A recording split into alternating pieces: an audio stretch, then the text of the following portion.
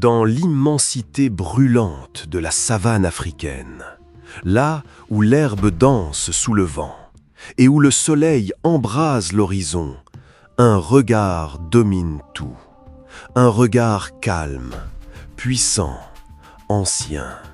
C'est celui du lion. Depuis des milliers d'années, il règne sur ces terres sauvages. Mais derrière cette image de roi majestueux se cache une réalité bien plus fascinante. Le lion est l'un des rares grands prédateurs à vivre en famille. Cette famille s'appelle une troupe. Elle peut compter entre 10 et 30 membres, des lionnes, leurs petits et quelques mâles dominants.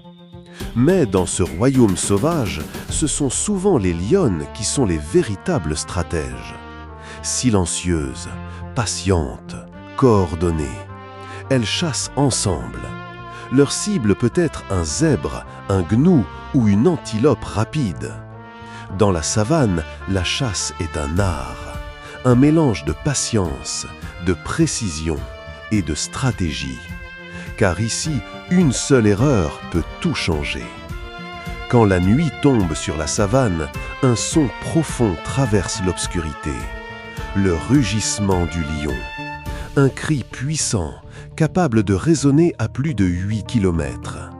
Ce rugissement n'est pas seulement une démonstration de force, c'est un message, un avertissement pour les rivaux, un signal pour protéger son territoire, et parfois un appel pour rassembler la famille.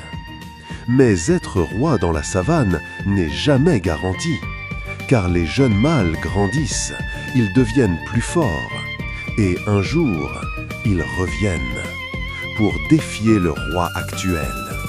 Ces combats sont brutaux, griffe contre griffe, force contre force, car le vainqueur gagne tout, le territoire, la troupe et la couronne invisible du roi de la savane.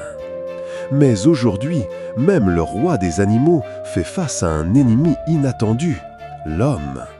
Au cours du dernier siècle, le nombre de lions africains a dramatiquement diminué. La perte d'habitat, les conflits avec les humains et le braconnage menacent leur survie. Aujourd'hui, il reste moins de 25 000 lions à l'état sauvage. Un chiffre alarmant pour un animal qui dominait autrefois.